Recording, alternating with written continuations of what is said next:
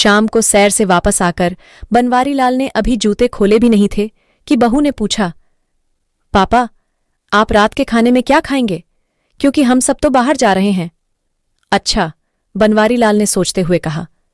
वैसे आज रविवार तो नहीं था, किसी की शादी हो ऐसा भी याद नहीं आ रहा। शायद किसी के जन्मदिन या वर्षगांठ की पार्टी होगी, उन्होंने मन ही मन सोचा। वैसे मुझे इससे क्या? अपने विचारों को झटकते हुए उन्होंने जूते रैक में रखे और बहू से बोले, ऐसा करना बेटा, तुम 2 रोटी बना देना, मैं दूध के साथ खा लूंगा। पापा, 3 रोटी सुबह के रखिए, मान आप अगर। बहू ने अपना वाक्य अधूरा छोड़ दिया था, पर बनवारी लाल समझ गए थे कि बहू की नीयत रोटी बनाने की नहीं है। पर सुबह की घी वाली रोटी खाएंगे तो उन्हें गैस हो जाएगी। आज सुबह भी बहू ने बिना मिर्च की सब्जी भी नहीं बनाई, तो उन्हें तेज मिर्ची मसाले वाली सब्जी खानी पड़ी। अब तक खट्टी खट्टी डकारें आ रही हैं। इस उम्र में पेट को संभालना और हाजमे को दुरुस्त रखना किसी बिगड़ी संतान को संभालने से कम नहीं है। उन्होंने मन ही मन सोचा और बोले, इस उम्र में सुबह की रोटी नहीं खा पाऊंगा। तुम्हें तकलीफ तो होगी, पर तकलीफ होगी आपकी बला से। कहेंगे मीठा मीठा, पर चाहिए सब ताज़ा ताज़ा। अब 2 बनाओ या 10, काम तो उतना ही फैलेगा। आटा लगाओ, रोटी बनाओ, किचन साफ करो, दिन रात करते रहो इनकी चाकरी। बहू भुनभुनाते हुए उठ गई थी। बनवारी लाल के कानों में मानो किसी ने पिघला हुआ शीशा डाल दिया हो। तौबा तौबा, 2 रोटी बनाने में इतनी तकलीफ। मैंने कौन सा 32 भोजन 33 तरकारी मांग ली। हद है भाई। उन्हें तेज गुस्सा आया, पर पी गए। गुस्सा भी तो वहीं पर किया जाता है जहां कोई सुनने वाला हो। आजकल बनवारी लाल का गुस्सा जितना तेजी से आता है, उतनी ही तेजी से छू मंत्र भी हो जाता है। पर शांत होते गुस्से के साथ सुगंधा की याद तेजी से आई। याद नहीं सुगंधा के रहते उन्होंने कभी बासी रोटी खाई हो। रोटी के साथ तरकारी के अलावा 10 चीजें और धर देती थीं। मिठाई, नमकीन, पापंग, अचार, दही, छाछ और भी ना जाने क्या क्या। पर आज सोचकर उन्हें चक्कर आने लगे। बहू, रहने दो, मैं सुबह की रोटी ही खा लूंगा। तुम्हें बेकार में परेशानी होगी। मेरी वजह से जाने में लेट ना हो जाए। वैसे भी तुम्हारे हाथ की रोटी मुलायम होती है। चल जाएगी। बहू की तो मानो मन की मुराद पूरी हो गई हो। बहू ने अपनी आवाज को मुलायम बनाते हुए पूछा, आपको चाय पीनी है पिताजी? कोई खास तलब नहीं है बहू। अपने लिए बनाओ तो मेरी भी बना देना, वरना रहने देना। बनवारी लाल ने अपनी तलब को जबरदस्ती दबाते हुए कहा, इस उम्र में अपनी इच्छाओं को दबा देना ही अच्छा होता है। मैं अपने लिए बनाने जा रही हूं, आपकी भी बना दूंगी। कहते हुए बहू रसोई में घुस गई। चलो, ये भी ठीक है। कहते हुए बनवारी लाल ने लंबी सांस ली। वाह री जिंदगी, लाखों की जायदाद आज भी मेरे पास है। ये घर भी अभी मैंने बेटे के नाम नहीं किया। इकलौता बेटा है तू मेरा, मरने के बाद तुम्हारा ही है, कहकर बेटे की इस तरह की पेशकश वे कई कई बार ठुकरा चुके हैं। बैंक अकाउंट में भी काफी पैसा जमा है। इसके बाद भी अगर एक प्याली चाय और 2 ताज़ा गर्म रोटी के लिए तरस जाए तो उन बूढ़ों की क्या हालत होती होगी जिनके पास जमा पूंजी के नाम पर अतीत की यादों के अलावा कुछ भी नहीं होता। बनवारी लाल ने अपनी कुर्सी पर आंखें बंद कीं तो तुरंत सुगंधा आ गई। इसीलिए कहती थी, थोड़ा बहुत रसोई का काम हर मर्द को आना चाहिए। पता नहीं कब क्या जरूरत पड़ जाए। अपने हाथ जगन्नाथ होते हैं। वो हाथों को नचाकर बोली तो बनवारी लाल हंस पड़े। आपको हंसी आ रही है? अरे भई, जरूरत पूछकर तो नहीं आती। कम से कम आदमी को भूखा तो नहीं रहना पड़ता। पर आपने तो चाय बनाना भी नहीं सीखा। उस समय अगर मेरी बात सुन ली होती तो आज यह दिन। सुगंधा की अधूरी बात का अर्थ और दर्द दोनों को बखूबी समझते थे। वो पर क्या कहे, जो आता ही ना हो उसकी बात का क्या जवाब देते वो। जब से सुगंधा गई है, बनवारी लाल का आधा दिन और पूरी रात इसी तरह की प्रतिध्वनियों से आच्छादित रहती है। बनवारी लाल की आंखों से आंसू छलक कर गालों पर लुढ़क गए, मानो सुगंधा ने अपनी उपस्थिति को जीवंत कर दिया हो। जब तक सुगंधा थी, गृहस्थी का कोई काम उन्होंने किया हो ऐसा उन्हें याद नहीं। बस आर्थिक पक्ष का ध्यान रखना ही उनकी जिम्मेदारी थी, जिस पर उनकी पकड़ हमेशा ही मजबूत रही। उनके कपड़े के व्यापार ने हमेशा उनका साथ दिया, जिसकी बदौलत घर बनाना, बच्चों की पढ़ाई, शादियां सब आराम से संपन्न हो गईं और जरूरत भर पैसा आज भी उनके हाथ में है। यूं तो सुगंधा के हाथों में अच्छी बरकत थी। फिजूल खर्ची तो नाम मात्र की भी नहीं करती थी।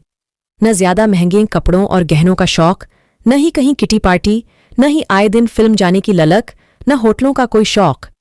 हमेशा दूसरों की खुशी में वो खुश होती। सुगंधा बनवारी लाल के किसी पुण्य का फल रही थी।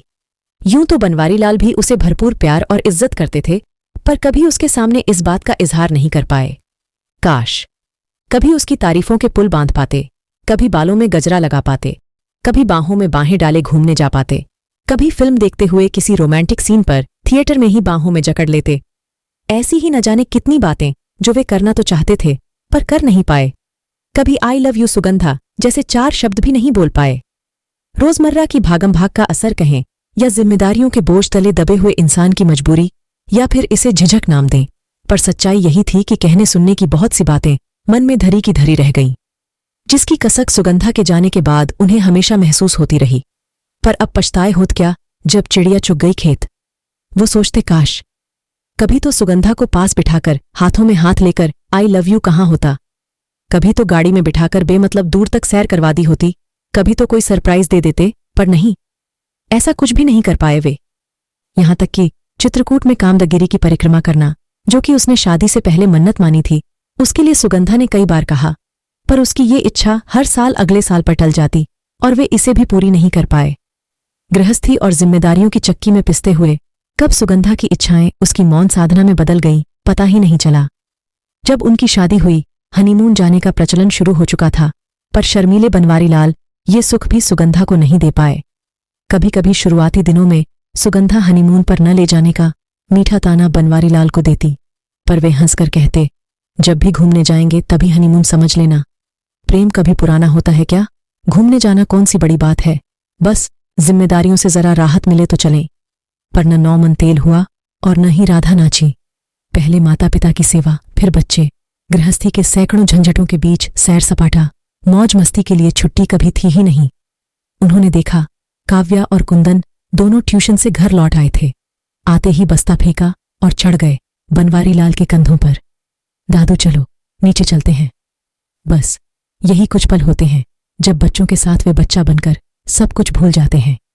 इनकी मुस्कुराहट देखकर जिंदगी को 2 पल का सुकून मिलता है। बनवारी लाल कुछ कहते, इससे पहले बहू की आवाज आई, चलो छोड़ो दादू को, आज पार्टी में जाना है, पापा आते ही होंगे, पहले कुछ खा पी लो, फिर पार्टी के लिए तैयार हो जाओ। वो मां के पास दौड़ गए। काव्या 8 साल की थी तो कुंदन 10 साल का। बस इनकी संगत में बनवारी लाल सारी व्यथा भूल जाते हैं। निश्चल, निष्कपट, इनकी मुस्कुराहट, मीठी मीठी बातें, छोटी छोटी फरमाइशें मन मोह लेती है। जब भी इनके साथ होते हैं दुनिया को, क्या खुद को भी भूल जाते हैं वे। बच्चों की दुनिया ही मनोरम होती है, बनावट से दूर एकदम सच्ची। सत्यम, शिवम, सुंदरम का रूप देखना हो तो कहीं दूर जाने की जरूरत ही नहीं, बस बच्चों को जी भर के निहार लो, इनकी मासूमियत को आंखों में भर लो, उनके साथ बच्चे बन जाओ। सारा तनाव, सारी थकान, सारी परेशानियों छुमंतर सोचते हुए बनवारी लाल बालकनी में आ गए। हल्की सी ठंडी हवा ने उनका स्वागत किया तो उन्होंने दोनों हाथों को आपस में लपेट लिया। सुगंधा फिर उपस्थित थी। अरे मफलर, शॉल, कुछ तो लपेट लो, बदन पर आपको ठंड लग जाएगी, फिर न कहना कि बताया नहीं। बनवारी लाल हल्का सा मुस्कुरा दिए, फिर किसी ढीठ बच्चे की तरह वहीं कुर्सी खींचकर बैठ गए। देखा, पवन भी आ गया है।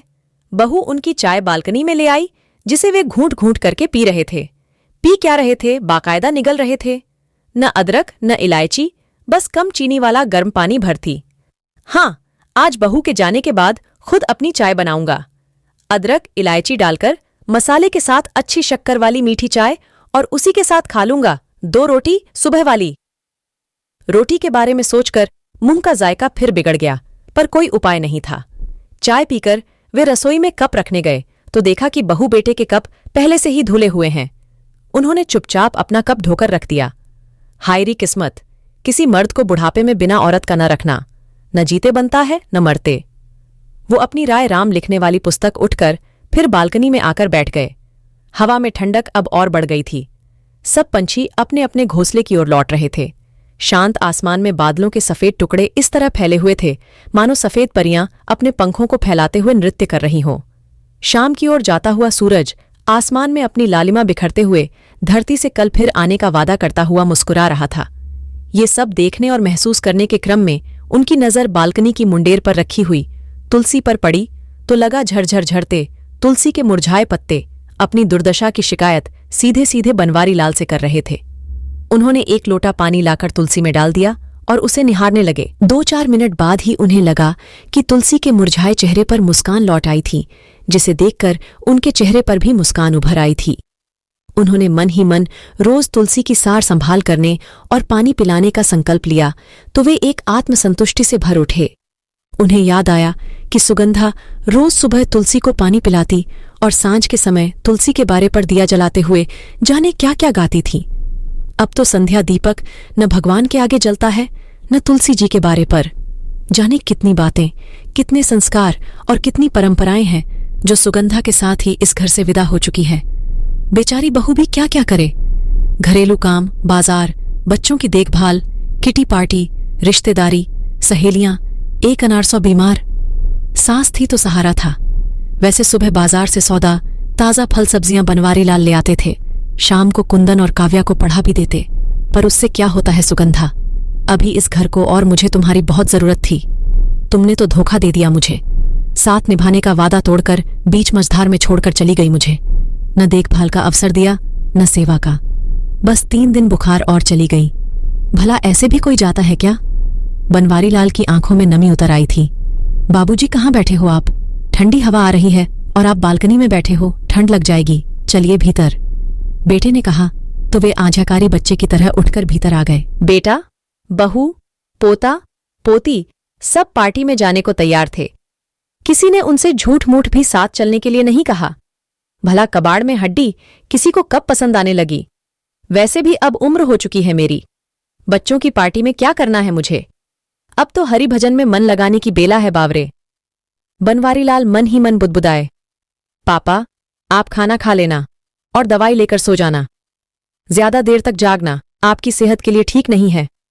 हम लोग लेट हो जाएंगे। आप गेट बंद कर लेना, हमारे पास चाबी है। बड़ा ख्याल है मेरी सेहत का। पिछले हफ्ते से डॉक्टर को दिखाने के लिए कह रहा हूं। ब्लड प्रेशर बढ़ा हुआ है, शुगर की स्थिति क्या है ये भी जानना जरूरी है। सांस भी जरा सा चलते ही फूल जाती है, पर कहता है ये सब तो बुढ़ापे में होता ही है, ज्यादा वहम मत रखो। वाह बच्चू वाह, बूढ़े बाप के पास बैठने के लिए घड़ी भर का समय नहीं, पर पार्टी के लिए समय ही समय है इस साहबजादे के पास। पर जब अपना ही सिक्का खोटा हो तो शिकायत किससे करें? दिमाग में फंसी इन तमाम बातों के बावजूद प्रत्यक्ष में उन्होंने हामी में सर हिला दिया। बनवारी लाल हॉल में रखी कुर्सी पर बैठ गए। बच्चे जा चुके थे। अभी खाना खाने का भी मन नहीं था, सो उन्होंने टीवी चालू कर लिया। पता चला आज वैलेंटाइन डे है। टीवी में बता रहा था कि आज देश का पूरा युवा वर्ग वैलेंटाइन डे के बुखार में तप रहा है। इसकी चकाचौंध से बाजार भरा पड़ा है। ग्रीटिंग, बुके, गिफ्ट आइटम सभी की जोरदार बिक्री हो रही है। सभी अपने अपने पार्टनर, अपने अपने वैलेंटाइन को खुश करने में लगे हुए हैं। आज प्रेम के इजहार का दिन है, प्यार का दिन है, मोहब्बत का दिन है। जश्न की इस रात के लिए लोगों ने क्लबों, होटलों, थिएटरों में खास इंतजाम किए हैं। जगह जगह पर शानदार पार्टियां चल रही हैं। डांस, डिस्को का आनंद लेते हुए लोग अपने साथी के साथ थिरक रहे हैं, झूम रहे हैं, दोस्तों के साथ एंजॉय कर रहे हैं। शराब और शबाब भी इस जश्न में अपनी भागीदारी निभाने में लगे हैं। अच्छा, तो ये बात है बेटा बहू, बच्चे सब वैलेंटाइन डे मनाने गए हैं। हमारे समय में प्रेम तो होता है, पर पूरी उम्र निकल जाती थी इजहारे मोहब्बत करने में। प्रेम भी तो शादी के बाद ही होता था, वो भी पुरखों के आदेश पर। सोचते हुए बनवारी लाल ने ठाका लगाया। हमारे समय में तो वसंत पंचमी के दिन को प्रेम का दिन कहा जाता था और बिल्कुल सादगी से मनाया जाता था। पीले फूलों से पीले कपड़े पहनकर मां सरस्वती की पूजा कर ली बस। प्रेम के इजहार का माध्यम तब प्रकृति थी। चांद, तारे, नदी, पहाड़, फूल और खेत थे। फिल्मों तक में 2 फूलों का मिलन दिखाकर नायक नायिका के मन की बात दर्शकों तक पहुंचा दी जाती थी। आज की तरह न तो कोई पार्टी थी, न ही महंगे गिफ्ट, न ही कोई शोरगुल। बिना दिखावे का सात्विक सच्चा प्रेम जीवन भर महकता था। उसकी खुशबू तन मन में हमेशा के लिए बस जाती, मगर चुपके चुपके। हाँ, यह भी सच है कि तब प्रेम में कोई रिश्क भी नहीं था। न शादी टूटने का रिश्क, न ही प्रेमिका के न मिलने पर कोई एसिड अटैक और न ही खुदकुशी की कोई वारदात। वे उठकर टहलने लगे। सामने ही पीले रंग पर लाल बॉर्डर वाली साड़ी पहने सुगंधा की मुस्कुराती हुई फोटो सजी थी। वे उसे निहारने लगे। हाँ, प्रेम तो उन्होंने भी किया था सुगंधा से। जीवन भर किया, जी जान से किया, बस कभी उसे जता नहीं पाए।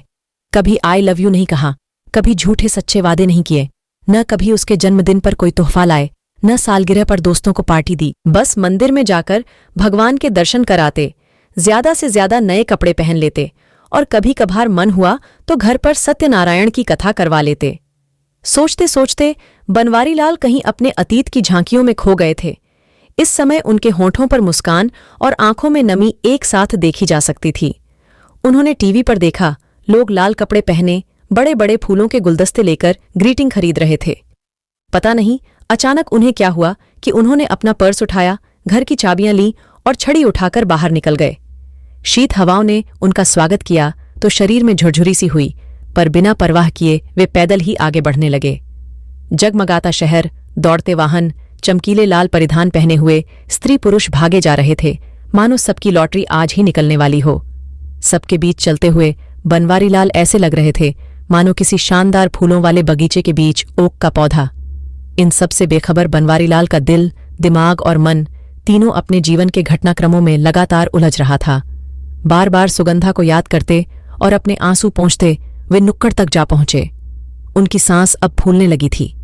नुक्कड़ के आइसक्रीम पार्लर पर अच्छी खासी भीड़ थी। जिनकी जेब होटल और क्लब का खर्चा नहीं उठा सकती थी, वे यहां आइसक्रीम, कोल्ड ड्रिंक और कोल्ड कॉफी का मजा ले रहे थे। उखड़ती हुई सांसों के उतार चढ़ाव को महसूस करते हुए वे वहीं पर एक कुर्सी पर विराजमान हो गए। तभी एक बैलून बेचने वाली लड़की ने पुकारा, दादा बैलून लोगे? घर जाना है, बस थोड़े से ही बचे हैं। बनवारीलाल ने देखा, लगभग 10-12 रंग बिरंगे गुब्बारे थे। गुब्बारे सुगंधा को भी खूब पसंद थे। जब बच्चे छोटे थे वो उनके साथ गुब्बारों से खूब खेलते हुए खुद भी बच्ची बन जाती थीं। पर अब भी वो बैलून लेकर क्या करे? बैलून बेचने वाली की आंखों में सच्चाई और मासूमियत उनका ध्यान खींच रही थी। सुगंधा जब भी बाहर निकलती 2-4 रुपयों की रेज़गारी जरूर लेकर निकलती थी, जो जरूरतमंदों में बांट देती थी। कभी वो टोकते तो हंसकर कहती, भगवान का शुक्र है कि हमें लेने वालों की नहीं, देने वालों की कतार में रखा है, और 1-2 रुपयों के बदले आपको लाखों की दुआ मिलती है। फिर इतना सा बचाकर हम कोई महल तो खड़ा नहीं कर पाएंगे। बनवारीलाल ने उस लड़की को पूरे 200 रुपए दिए और सारे बैलून खरीद लिए। लड़की अजीब नेत्रों से उनको देखते हुए बैलून उन्हें देकर चली गई, पर जाते जाते भी 3-4 बार मुड़ कर पीछे उन्हें देखती रही। बनवारीलाल हाथों में पकड़े रंग बिरंगे बैलून निहार रहे थे। आंखों से टप टप टप आंसू बह रहे थे। फिर अचानक जाने उन्हें क्या हुआ, उन्होंने आंसू पोंछे और बीच सड़क पर आ गए। बैलून हवा में उड़ाते हुए जोर से चिल्लाए, सुगंधा, आई लव यू, आई। उनकी सांस तेजी से फूलने लगी। आसपास खड़े लोग जब तक कुछ समझते उन्हें थामते। वे लड़खड़ा गए, सांस बेकाबू हो गई और वे धम्म से सड़क पर गिर पड़े। मुंह से अस्फुट शब्द निकले, आई यू। सुगंधा। लोगों को समझ नहीं आ रहा था कि क्या हुआ, कैसे हुआ, कौन है ये शख्स। जितने लोग उतनी बातें हवा में तैर रही थीं, पर उन सबसे बेखबर बनवारीलाल मोहमाया की इस दुनिया से जा चुके थे। उन्हें बहुत जल्दी थी अपनी सुगंधा के पास जाकर उन्हें आई लव यू बोलने की। दोस्तों, आपको हमारी ये सच्ची कहानी कैसी लगी? कमेंट में हमें जरूर बताएं, और ऐसी ही स्टोरी को सुनने के लिए प्लीज इस चैनल को लाइक, शेयर और सब्सक्राइब करना ना भूलें। मिलते हैं नेक्स्ट स्टोरी के साथ।